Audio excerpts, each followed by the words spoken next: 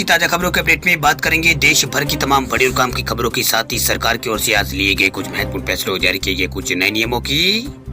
इसके अलावा LIC policy धारकों के लिए एक जरूरी और महत्वपूर्ण खबर निकल कर सामने बताएंगे आपको आगे इस अपडेट में। इसके अलावा PM आवास योजना के नियमों में सरकार ने कर दिया है बदलाव, जानने वरना नहीं मिलेगा घर। क्या है ये पूरी बड़ी खबर बताएंगे आपको आगे इस अपडेट में। इसके अलावा राशन कार्ड धारकों के लिए खुशखबरी, अब 1 महीने में 2 बार मिलेगा फ्री राशन। क्या है ये पूरी बड़ी खबर बताएंगे आपको आगे इस अपडेट में। इसके अलावा RBI ने एक और बैंक पर लगाया है प्रतिबंध, अब 10,000 से ज्यादा का कैश नहीं निकाल सकेंगे ग्राहक। क्या है ये पूरी बड़ी खबर बताएंगे आपको आगे इस अपडेट में। इसके अलावा LPG उपभोक्ताओं के लिए खुशखबरी, अब केंद्र सरकार गैस सिलेंडर में करने जा रही है बड़ा बदलाव, देश की करोड़ों महिलाओं को मिलेगा फायदा। क्या है ये पूरी बड़ी खबर बताएंगे आपको आगे इस अपडेट में। इसके अलावा वर्क फ्रॉम होम करने वाले लोगों के लिए एक जरूरी खबर है। इसके अलावा जियो फोन नेक्स्ट खरीदने वालों के लिए भी एक जरूरी खबर निकल कर आ रही है। इसके अलावा OBC के 27% आरक्षण को लेकर भी एक बड़ी खबर निकल कर आ रही है, बताएंगे आपको आगे इस अपडेट में। इसके अलावा ट्रैफिक नियम तोड़ने वालों लोगों के लिए एक चौंकाने वाली खबर निकल कर आई सामने, बताएंगे आपको आगे इस अपडेट में। वही कुछ टेक्नोलॉजी से जुड़ी आज की कुछ महत्वपूर्ण खबरें हैं। इसके अलावा जॉब रिलेटेड कुछ महत्वपूर्ण अपडेट्स निकल कर आ रहे हैं। राजस्थान में LIC भर्ती को लेकर एक बड़ा अपडेट निकल कर आ रहा है। वही इसके अलावा कुछ छात्राओं के लिए यहाँ पर छात्राओं के लिए सरकार की ओर से बड़ी घोषणाएं की गई, यानी शिक्षा जगत से जुड़ी आज की कुछ महत्वपूर्ण खबरें जानेंगे इस अपडेट में। वही कोरोना कर्फ्यू और लॉकडाउन से जुड़ी कुछ महत्वपूर्ण बड़ी खबरें निकल कर आ रही है, बताएंगे आपको एक एक करके इस अपडेट में। साथ ही आज की तमाम बड़ी और काम की पूरी 30 खबरों की बात करेंगे इस अपडेट में।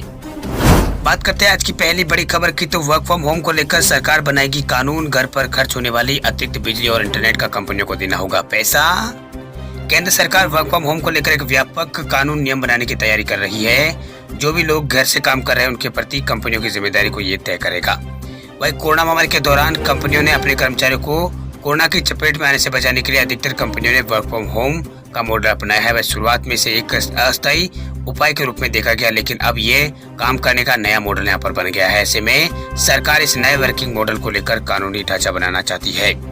वही एक अंग्रेजी अखबार इकोनॉमिक टाइम्स की एक रिपोर्ट के मुताबिक जिन विकल्पों पर विचार किया जा रहा है उनमें कर्मचारियों के लिए काम के घंटे तय करना और घर से काम करने के दौरान अतिरिक्त खर्च होने वाली बिजली और इंटरनेट के लिए कर्मचारियों को भुगतान करना शामिल है। वही एक सीनियर सरकारी अधिकारी ने बताया है कि आने वाले समय में वर्क फ्रॉम होम काफी सामान्य बात हो जाएगी। ऐसे में सरकार के स्तर पर वर्क फ्रॉम होम को रेगुलेट करने के तरीके तय करने के लिए चर्चा शुरू हो गई है। बात करते हैं अगली खबर की, तो RBI की बड़ी कार्रवाई, महाराष्ट्र के नगद सहकारी बैंक पर लगाया है प्रतिबंध, 10,000 से ज्यादा का कैश नहीं निकाल सकेंगे ग्राहक।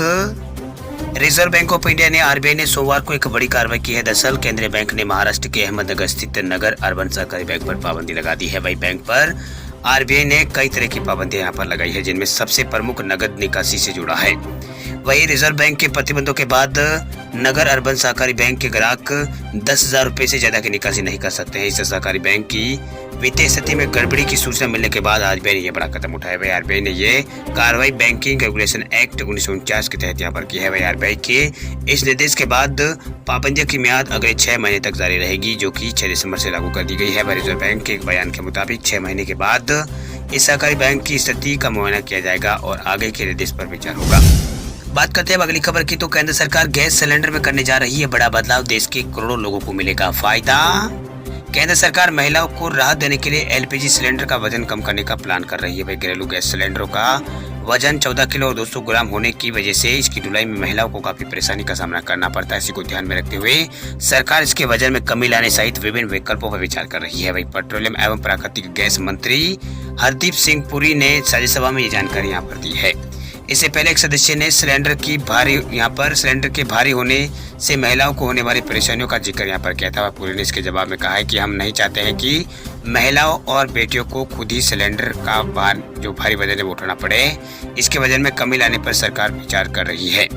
वह इन्होंने कहा है कि हम एक रास्ता निकालेंगे, चाहे वह 14 किलो 200 ग्राम वजन को कम कर 5 किलोग्राम का बनाना हो या फिर कोई दूसरा तरीका, हम ऐसा करने के लिए प्रतिबद्ध है। इसके अलावा पेट्रोलियम और प्राकृतिक गैस मंत्री हरदीप पुरी ने यहाँ पर कहा है कि तेल विपणन कंपनियों ने देश भर में उज्ज्वला योजना 2.0 और प्रधानमंत्री उज्ज्वला योजना के तहत 8.8 करोड़ 80 लाख से ज्यादा LPG कनेक्शन यहाँ पर जारी कर दिए है। उन्होंने कहा है कि देश भर में गरीब परिवारों को, जो गरीब परिवार है उनके 22 महिलाओं सदस्यों के नाम पर 8 करोड़ यहाँ पर बिना जमानत के एलपीजी कनेक्शन जारी करने के लिए 1 मई 2016 को प्रधानमंत्री उज्ज्वला योजना का यहाँ पर शुरुआत की गई थी। इस योजना का लक्ष्य सितंबर 2019 में यह हासिल कर दिया गया था। बात कर लेते हैं अगली खबर की, तो प्रदूषण फैलाने वालों पर दिल्ली ट्रैफिक पुलिस ने कसा है शिकंजा। 2 महीनों में 1 लाख से ज्यादा लोगों पर लगाया है जुर्माना।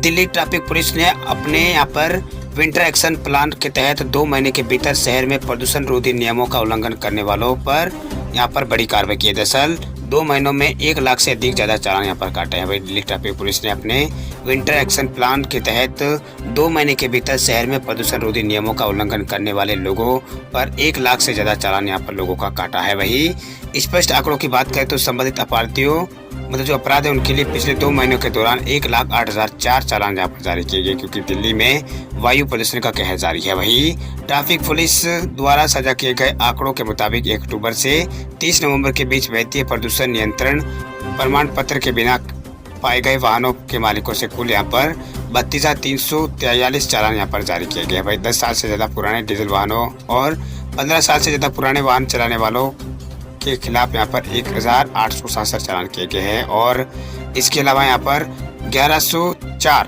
पुराने वाहनों को जब्त भी इसमें किया गया है। चलिए बात करते हैं अगली खबर की, तो पीएम आवास योजना के नियमों में सरकार ने कर दिया है बदलाव, जानने वाला नहीं मिलेगा घर।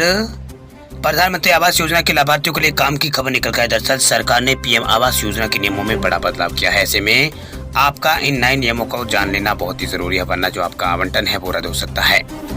अगर आपको भी प्रधानमंत्री आवास योजना के तहत अगर घर आवंटन हुआ है तो आपको ये नियम जान लेना बहुत ही जरूरी है। दरअसल इसमें आपको 5 साल रहना अनिवार्य है। आपको बता दें कि अभी जिन आवासों को रजिस्टर्ड जिसका आवासों का जो रजिस्टर्ड है वो यहाँ पर एग्रीमेंट टू लीज करा कर दिया जा रहा है, या जो घर ये एग्रीमेंट भविष्य में करवाएंगे वह रजिस्ट्री नहीं है। वह दरअसल सरकार 5 साल ये देखेगी कि आपने इन आवासों का इस्तेमाल किया है या नहीं। अगर आप इनमें रह रहे होंगे तभी इसका एग्रीमेंट टू लीज में से आप तब्दील किया जाएगा, अन्यथा विकास प्राधिकरण आपके साथ किए गए एग्रीमेंट को खत्म भी कर लेगा। इसके बाद आपके द्वारा जमा की गई रकम भी वापस नहीं होगी। यानी कुल मिलाकर इसमें यहाँ पर जो इसमें चलने वाली धांधली है वो यहाँ पर बंद हो जाएगी। इसके अलावा आपको ये भी बता दें कि नियम और शर्तों के मुताबिक कभी भी शहरी जो प्रधानमंत्री आवास योजना है उसके तहत बनाए गए फ्लैट फ्री टू होल्ड यहाँ पर नहीं रहेंगे। 5 साल बाद भी लोगों को यहाँ पर लीज पे ही इसमें रहना होगा। इससे ये फायदा होगा कि जो लोग पीएम आवास योजना के तहत यहाँ पर घर लेकर उसे किराए पर देते हैं वह लगभग यहाँ पर बंद हो जाएगा। इसके साथ ही अगर किसी यहाँ पर आवंटी की मौत अगर हो जाती है तो नियमों के अनुसार परिवार के सदस्य को ही लीज हस्तांतरित यहाँ पर होगी। किसी भी परिवार के साथ यहाँ पर केडीए कोई भी एग्रीमेंट नहीं करेगा। अगली खबर की बात करें तो देश में यूपीआई ट्रांजेक्शन में आया है 70 गुना उछाल। नवंबर के महीने में ही रोजाना हुए हैं 25,000 करोड़ का यूपीआई ट्रांजेक्शन। देश में पिछले कुछ सालों में डिजिटल ट्रांजेक्शन में ऐतिहासिक उछाल आया है। खासकर कोरोना काल में डिजिटल ट्रांजेक्शन को काफी बढ़ावा मिला है। वहीं पिछले 4 सालों में यूपीआई ट्रांजेक्शन में करीब 70 गुना यहाँ पर तेजी दर्ज की गई है। इस दौरान डेबिट कार्ड ट्रांजेक्शन में गिरावट आई है। वहीं मीडिया रिपोर्ट के मुताबिक डिजिटल ट्रांजेक्शन में काफी तेजी यहाँ पर देश में आई है, लेकिन वैल्यू और वॉल्यूम के लिहाज से वर्तमान में इसमें मामूली सी गिरावट यहाँ पर आई है। अक्टूबर महीने में यह रिकॉर्ड स्तर पर था। वहीं नवंबर में यूपीआई ट्रांजेक्शन 0.71% की गिरावट इसमें दर्ज की गई है। फेस्टिव सीजन के बीच अक्टूबर में इस तरह के ट्रांजेक्शन में भारी यहाँ पर तेजी दर्ज की गई थी। अक्टूबर में लगातार 5वें महीने डिजिटल ट्रांजेक्शन में तेजी यहाँ पर दर्ज की गई थी। हालांकि नवंबर महीने में इसमें यहाँ पर गिरावट आई। इससे पूर्व यहाँ पर इससे पहले यहाँ पर मई महीने में भी ऑनलाइन ट्रांजेक्शन में गिरावट दर्ज यहाँ पर की गई थी। वही रिपोर्ट के मुताबिक नवंबर 2021 में यहाँ पर कुल 418 करोड़ रुपए का यूपीआई ट्रांजेक्शन यहाँ पर किया गया है। वही टोटल ट्रांजेक्शन वैल्यू 7,68,000 करोड़ रुपए है। वही अक्टूबर में यूपीआई ट्रांजेक्शन की कुल संख्या 421 करोड़ थी। वही अक्टूबर के मुकाबले नवंबर में ट्रांजेक्शन वैल्यू में 0.40% की गिरावट इसमें दर्ज की गई है। रोजाना आधार पर नवंबर महीने में 13 करोड़ ट्रांजेक्शन यहाँ पर किए गए हैं। डेली ट्रांजेक्शन वैल्यू करीब 25,000 करोड़ रुपए है। चलिए बात कर लेते हैं अगली खबर की, तो महाराष्ट्र के निकाय चुनाव में ओबीसी उम्मीदवारों को अब नहीं मिलेगा 27% आरक्षण। सुप्रीम कोर्ट ने लगाई है रोक। सुप्रीम कोर्ट ने महाराष्ट्र सरकार को झटका देते हुए राज्य के स्थानीय निकाय चुनावों में अन्य पिछड़ा वर्ग यानी ओबीसी के लिए 27% आरक्षण पर रोक लगा दी है। वही कोर्ट ने राज्य चुनाव आयोग को ओबीसी उम्मीदवारों के लिए आरक्षित 27% सीटों पर चुनाव प्रक्रिया आगे नहीं बढ़ाने का निर्देश दिया है। वही अदालत महाराष्ट्र अध्यादेश को चुनौती देने वाली एक याचिका पर सुनवाई कर रही थी, जिसने स्थानीय निकाय चुनावों में 27% यानी 27% ओबीसी कोटा पेश किया था और इसके परिणाम स्वरूप राज्य चुनाव आयोग द्वारा उसी को प्रभावी बनाने के लिए एक अधिसूचना यहाँ पर जारी की गई थी। वैसे शीर्ष अदालत ने कहा है कि स्थानीय सरकार में प्रतिनिधित्व की अपात्रता के संबंध में एक आयोग का गठन और डेटा एकत्रित किया बिना कोटा लागू नहीं किया जा सकता है। चलिए बात कर लेते हैं अब अगली खबर की। तो राशन कार्ड धारकों के लिए खुशखबरी, अब 1 महीने में 2 बार फ्री मिलेगा राशन। उत्तर प्रदेश के राशन कार्ड धारकों के लिए एक बहुत ही बड़ी खुशखबरी निकल गया। दरअसल राशन कार्ड होल्डर्स को अब 1 महीने में उत्तर प्रदेश में 2 बार फ्री राशन मिलेगा। वहीं प्रधानमंत्री गरीब कल्याण योजना के तहत मार्च 2022 तक मुफ्त राशन अभियान को बढ़ा दिया गया है। इसके बाद उत्तर प्रदेश में 15 करोड़ से ज्यादा राशन कार्ड धारकों को मुफ्त में दुगना राशन मिलेगा। वहीं केंद्र सरकार की गरीब कल्याण योजना की अवधि बढ़ाने के बाद उत्तर प्रदेश के पात्र राशन कार्ड धारकों को हर महीने 10 किलोग्राम मुफ्त में राशन मिल सकेगा। दरअसल अब लाभार्थी महीने में 2 बार ये मुफ्त गेहूं और चावल का फायदा यहाँ पर उठा सकेंगे, यानी ले सकेंगे। साथ ही फ्री दाल और खाने का तेल और नमक भी यहाँ पर उनको दिया जाएगा। वही बात करते हैं अगली खबर की। तो LIC पॉलिसी धारकों के लिए जरूरी खबर, अब PF अकाउंट से भी जमा कर सकेंगे प्रीमियम। अगर आपने भी भारतीय जीवन बीमा निगम से कोई पॉलिसी यहाँ पर ले ली है और आप इसका प्रीमियम अगर भरते हैं तो ये खबर आपके लिए बहुत ही जरूरी है। दरअसल अब आप अपने LIC पॉलिसी का प्रीमियम EPF अकाउंट के जरिए भी जमा कर सकते हैं। वही FIFO मेंबर अपने EPF खाते से LIC का प्रीमियम भर सकते हैं। हालांकि इसके लिए खाताधारक को बस एक फॉर्म भरकर जमा कराना होगा, उसके बाद में यहाँ पर ये काम वो कर सकते हैं। वह अगर आप भविष्य जो निधि से है EPFO उसके अगर मेंबर है तो आप EPF अपने खाते के जरिए LIC का प्रीमियम जमा कर सकते हैं। इसके लिए आपको EPFO में यहाँ पर फॉर्म 14 जमा कराना होगा। हालांकि ध्यान रहे कि फॉर्म को जमा कराते समय आपके EPF खाते में मौजूदा धनराशि कम से कम यहाँ पर आपके 2 साल की LIC प्रीमियम के बराबर होनी चाहिए। वही एक EPFO मेंबर को EPFO में फॉर्म 14 जमा कराने पर PF से केवल एक ही बार यहाँ पर LIC के प्रीमियम का पेमेंट करने की सुविधा दी जाती है। बता दें आपको कि LIC की पॉलिसी करते समय इसके बाद पॉलिसी का प्रीमियम भरते समय इस सुविधा का लाभ उठाया जा सकता है। वही बात करते हैं अगली खबर की। तो अब दूसरे स्टेशन से ट्रेन पकड़ने पर आप नहीं लगेगा जुर्माना, IRCTC ने शुरू की है ये सुविधा। अभी तक अगर आप बोर्डिंग स्टेशन के बजाय किसी दूसरे स्टेशन से ट्रेन पकड़ते थे तो जुर्माना आपको देना पड़ जाता था। अब ऐसा नहीं होगा क्योंकि IRCTC ने रेल यात्रियों को एक बड़ी राहत यहाँ पर दी है। अब यात्री ट्रेन पकड़ने से पहले टिकट में यहाँ पर बोर्डिंग स्टेशन बदल सकते हैं। वही ऑनलाइन टिकट बुक करने वाले जो यात्री है वो IRCTC की सुविधा का लाभ यहाँ पर उठा सकते हैं। हालांकि अगर आपने ऑफलाइन में किसी एजेंट से जरिए अगर वो टिकट लिया है तो IRCTC सुविधा का लाभ आपको नहीं मिलेगा। वही ऑनलाइन टिकट बुक करने वाले यात्री खुद ही इस बदलाव को यहाँ पर वो कर सकेंगे, खुद ही इसका लाभ ले सकेंगे।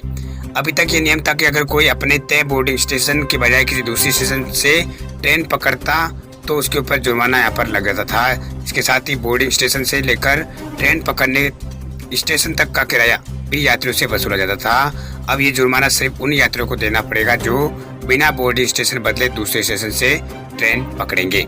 वही IRCTC द्वारा यहाँ पर दी गई सुविधा का लाभ उठाने से पहले कुछ यहाँ पर अन्य बातों को भी आपको जानना जरूरी है, क्योंकि ये आपके लिए जानना बहुत ही जरूरी है। दरअसल आपने एक बार बोर्डिंग स्टेशन बदल लिया तो दोबारा बदलने का विकल्प नहीं मिलेगा। भाई बोर्डिंग स्टेशन बदलने के लिए आपको ये काम ट्रेन खुलने के समय से यहाँ पर 24 घंटे पहले यहाँ पर करना होगा। चलिए बात कर लेते हैं कुछ जॉब रिलेटेड महत्वपूर्ण अपडेट्स की। तो राजस्थान के बेरोजगार युवाओं के लिए बड़ी खुशखबरी, इस महीने 10,000 पदों के लिए जारी होगा नियुक्ति कैलेंडर। राजस्थान के बेरोजगार युवाओं के लिए अच्छी खबर निकलकर सामने आई। 10 साल 9 साल बाद एक बार फिर पंचायती राज LDC भर्ती पूरी होने की आस राजस्थान में जगी है। वही पंचायती राज विभाग ने 10,000 LDC पदों को भरने की तैयारी शुरू कर दिया। विभाग इसी महीने 8 की भर्ती की विज्ञप्ति जारी कर सकता है। वह बेरोजगार एकीकृत महासंघ के अध्यक्ष उपेंद्र यादव के मुताबिक मुलाकात के बाद यहाँ पर पंचायत राज विभाग के सचिव PC किशन ने इस बात के संकेत मिलने से पहले विभाग ने 2 बार नियुक्ति कैलेंडर यहाँ पर जारी किया था, लेकिन 3 बार भर्ती पूरी यहाँ पर नहीं हो पाई थी। वही बेरोजगार एकीकृत महासंघ के अध्यक्ष उपेंद्र यादव का कहना है कि पंचायती राज विभाग के सचिव PC किशन से वार्ता हुई जिसमें इसी महीने भर्ती पूरी करने का आश्वासन यहाँ पर मिला है। इसके साथ ही उन्होंने कहा कि JN भर्ती में 500 से अधिक पद बढ़ाने की मांग भी की गई है। विभाग 2100 पदों के लिए भर्ती निकालने की तैयारी कर रहा है। चलिए बात कर लेते हैं अब कुछ टेक्नोलॉजी से जुड़ी कुछ महत्वपूर्ण खबरों की। तो व्हाट्सएप पर भी आप बुक कर सकते हैं 1999 रुपए मिलने वाला जियो फोन नेक्स्ट। रिलायंस जियो द्वारा दिवाली के मौके पर गूगल के साथ मिलकर लॉन्च किया गया जियो फोन नेक्स्ट अब व्हाट्सएप के जरिए भी आप बुक कर सकते हैं। भाई जियो फोन नेक्स्ट को आप व्हाट्सएप के जरिए बुक कर सकते हैं। रिलायंस ने फोन की बुकिंग के लिए व्हाट्सएप पर एक खास सुविधा शुरू की है। आपको बता दें कि रिलायंस जियो और गूगल द्वारा मिलकर तैयार किया गया इस फोन को सबसे सस्ता 4G स्मार्टफोन माना जा रहा है। वही कंपनी मात्र 1999 रुपए में ये फोन खरीदने की सुविधा प्रदान कर रही है। शेष राशि आपको किस्तों में देनी होगी। वहीं किस्तों के साथ आपको जियो का फ्री डेटा भी यहाँ पर दिया जा रहा है। वैसे ये फोन 6499 रुपए में उपलब्ध है। वही जियो फोन नेक्स्ट को व्हाट्सएप पर बुक करने के लिए कंपनी द्वारा दिए गए नंबर पर आपको मैसेज करना होगा। कंपनी ने व्हाट्सएप पर बुकिंग के लिए अपनी वेबसाइट पर 70182 नंबर यहाँ पर जारी किया है, यानी 70182 नंबर पर आपको कॉल करना होगा। यानी इसके ऊपर आपको मैसेज लिखना होगा। व्हाट्सएप के ऊपर यहाँ पर मैसेज हाई लिखकर आपको भेजना होगा। इसके बाद आपको मैसेज यहाँ पर हाई लिखकर मैसेज सेंड करना होगा। भाई व्हाट्सएप पर मैसेज जाने के बाद कंपनी की ओर से यहाँ पर रजिस्टर्ड कंफर्मेशन मैसेज आपको दिया जाएगा। वही कंफर्मेशन मिलने के बाद नज़दीकी जियो मार्ट स्टोर पर जाकर जियो फोन नेक्स्ट को आप प्राप्त कर सकते हैं। वही जियो फोन नेक्स्ट की ऑनलाइन बुकिंग के लिए कंपनी की ऑफिशियल वेबसाइट पर आपको जाना होगा। वहाँ आपको जियो फोन नेक्स्ट के ऊपर क्लिक करना होगा। लिंक करने के बाद आई एम इंटरेस्टेड के ऑप्शन पर यहाँ पर आपको क्लिक करना होगा। रजिस्टर इंटरेस्ट के जो फॉर्म है उसको फिल करके OTP आपके फ़ोन में आएगा, उसे शामिल करके वेरीफाई कीजिए। फिर डिटेल वेरीफाई करने के बाद आपके एड्रेस जो है उसको यहाँ पर पूछा जाएगा। सब कुछ डालने के बाद यहाँ पर इंटरेस्ट रजिस्टर हो जाएगा। चलिए बात कर लेते हैं अब आज की कोरोना अपडेट्स की। तो भारत में एक दिन के भीतर कोरोना के सामने 8,306 नए केस, सक्रिय मामलों की संख्या हुई है 1 लाख से कम। भारत में पिछले 24 घंटों में कोरोना वायरस के 8,306 नए केस सामने आए हैं। वही केंद्रीय स्वास्थ्य मंत्रालय द्वारा जारी किए गए ताज़ा आंकड़ों के अनुसार पिछले 24 घंटों में 8,834 लोग रिकवर भी हुए हैं। वही देश में इस समय सक्रिय मामलों की संख्या 58,416 है, जो कि पिछले 552 दिनों में सबसे कम है। वही भारतीय चिकित्सा अनुसंधान परिषद यानी आईसीएमआर के अनुसार भारत में कल कोरोना वायरस के कुल 8,86,000 से ज़्यादा सैंपल टेस्ट किए गए, जिनमें यहाँ पर अब तक भारत में यहाँ पर कुल 64 करोड़ से भी ज़्यादा यहाँ पर सैंपल टेस्ट किए जा चुके हैं। वहीं दूसरी तरफ देश में कोरोना वायरस के नए वेरिएंट ओमिक्रॉन के मामलों में तेजी से बढ़ोतरी हुई है। वहीं राजस्थान के जयपुर में 9 नए मामलों की पुष्टि यहाँ पर कल हुई थी। इसके अलावा महाराष्ट्र के पुणे में भी 7 लोग यहाँ पर नए वेरिएंट से संक्रमण पाए गए। इसके बाद में 2 यहाँ पर कल और पाए गए थे। टोटल यहाँ पर 11 संक्रमित यहाँ पर पाए जा चुके हैं। 8-10 संक्रमण यहाँ पर महाराष्ट्र के अंदर पाए जा चुके हैं। वही राजस्थान में 9 मामले अब तक आ चुके हैं। वही देश में जो टोटल मामले हैं वो 22 के आसपास पहुंच चुके हैं। वही यहाँ पर नए मामलों की पुष्टि के बाद देश में जो कोरोना का नया वेरिएंट है वो यहाँ पर अब पैर पसारता हुआ नजर आ रहा है। वही देश के यहाँ पर अंदर ये जो ओमिक्रॉन वेरिएंट है इसके मामलों की संख्या अब 22 के आसपास पहुंच चुकी है। वही देश में और भी यहाँ पर इसके मामलों के बढ़ने की संभावना जताई जा रही है।